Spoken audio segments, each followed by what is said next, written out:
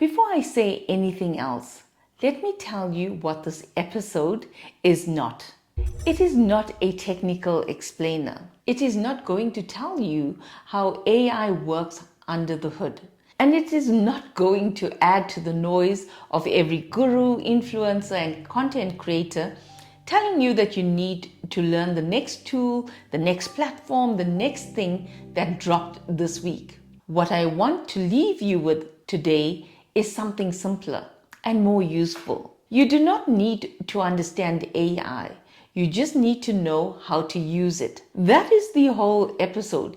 Everything I share from here is evidence of that and permission to act on it. I want to start with something I have seen play out over nearly 3 decades of working in change and transformation. When you know how to do something, really know it, it gives you a sense of control. You are competent. You are the person others come to. That competence is part of your professional identity. It is part of how you show up every day. So when something new arrives, a new system, a new way of working, a new technology, it does not just ask you to learn something. It temporarily takes that feeling of control away. And for high performers, that feeling is deeply uncomfortable. So it's not laziness, it's not resistance for the sake of it. It is a very human response to feeling capable one day and uncertain the next. I saw this with a colleague during a technology implementation I was leading some years back. She told me early on that she did not need the training, that an Excel document would do the job, that she already understood the system well enough. I did not push back. I let her find her own way to it. And she did. The initial learning was steep because it was something new, and new things always feel harder than they are. But as she got familiar with how the system worked, something shifted. She adopted it, and eventually she became one of those strongest advocates for the system, the person helping others find their way through it. She just had to allow herself to be exposed to it first. She had to give herself permission to not know, so she could get to know. That journey is not unique to her.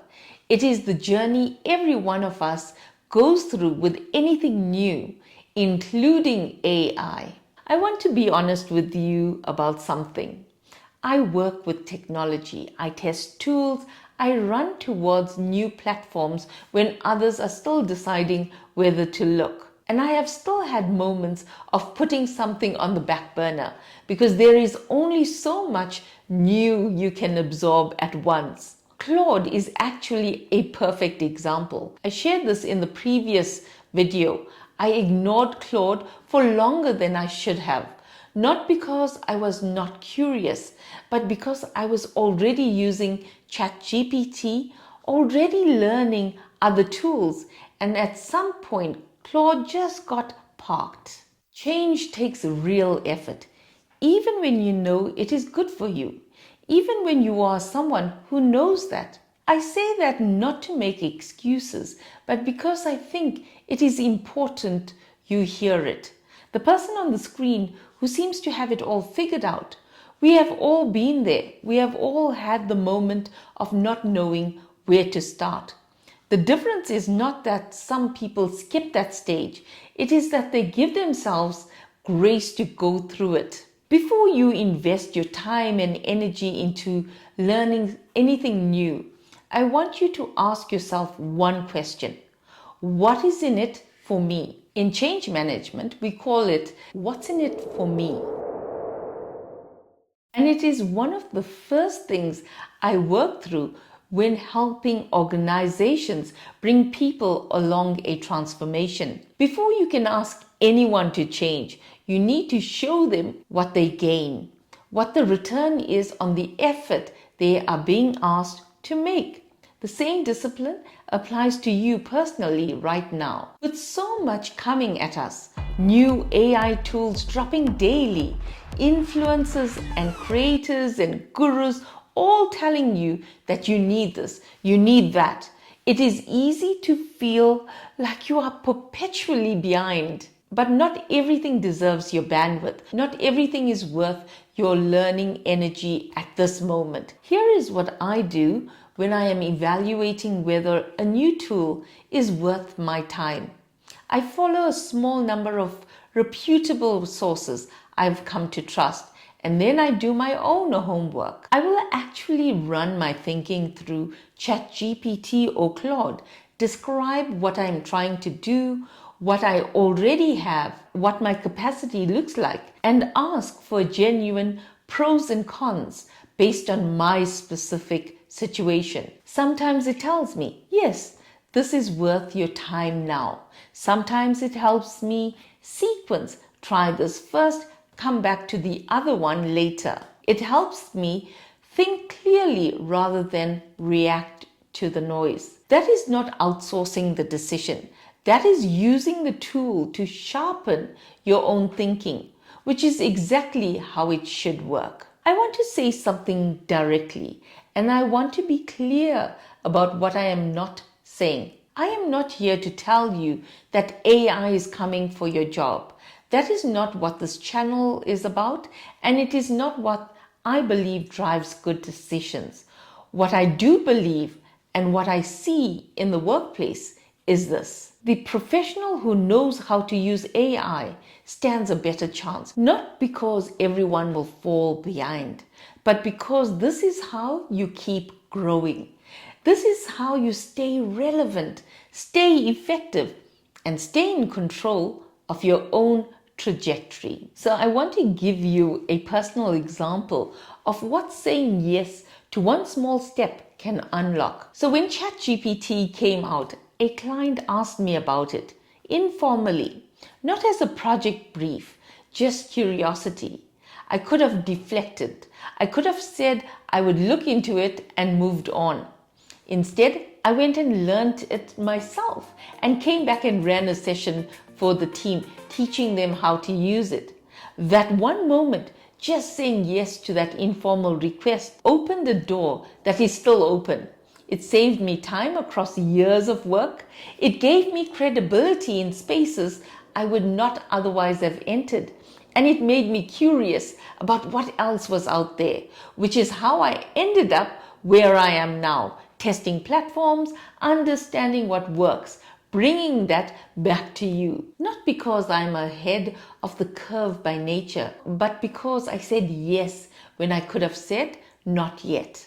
One small step compounds. That is the point. Let me tell you something about learning new technology that almost nobody in this space talks about honestly. There is a stage in the middle where it feels harder than when you started. You have committed enough to know what you do not know.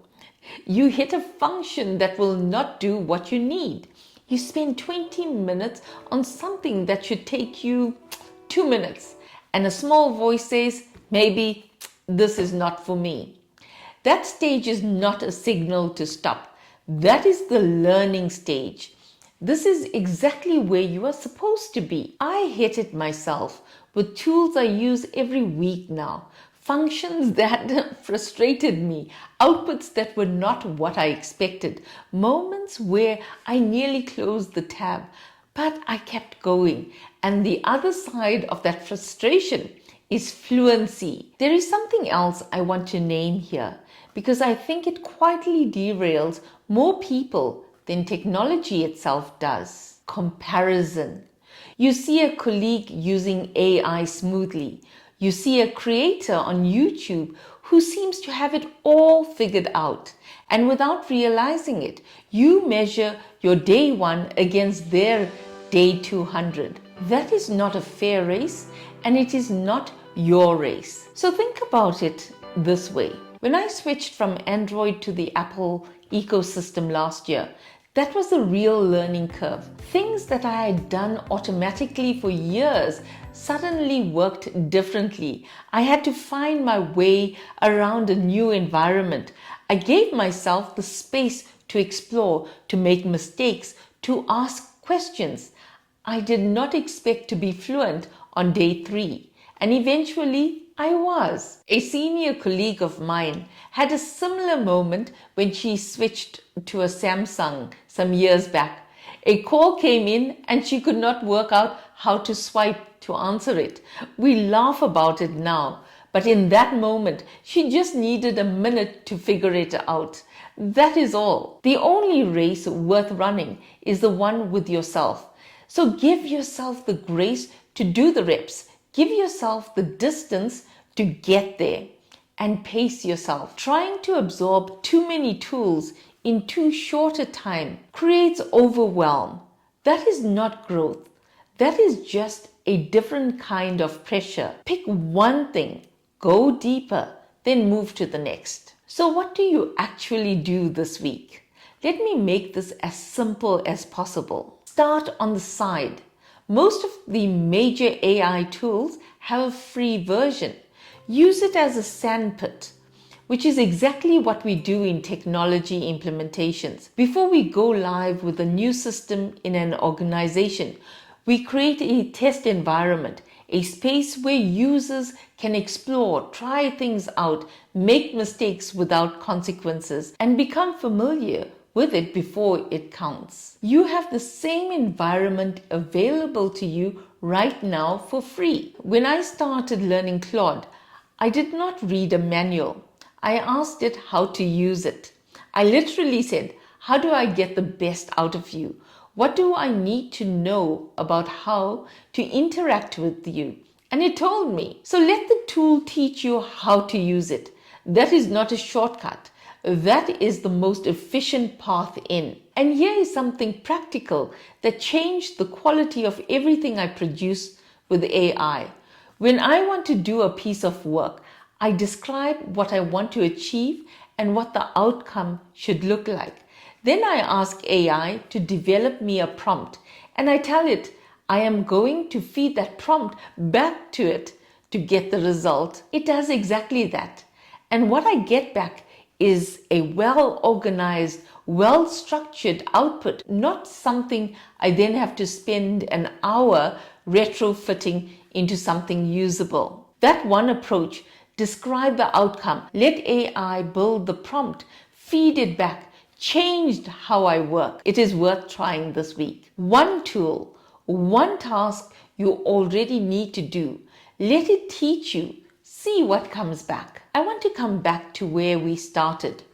You do not need to understand how AI works.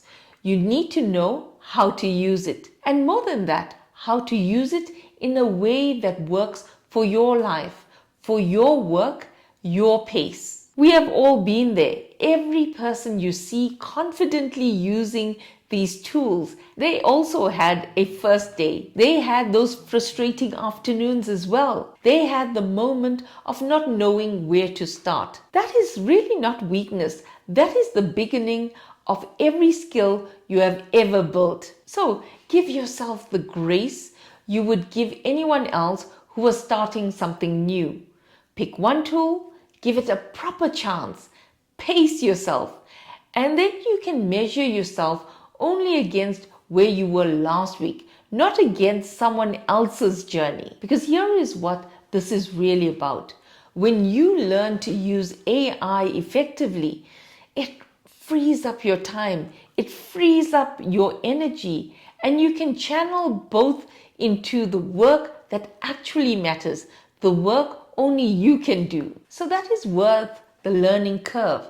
That is worth the first step. If you found this useful, subscribe, because next week we are getting into the practical side of this, exactly how to use AI in your day-to-day work without the overwhelm and without the hype, because you matter.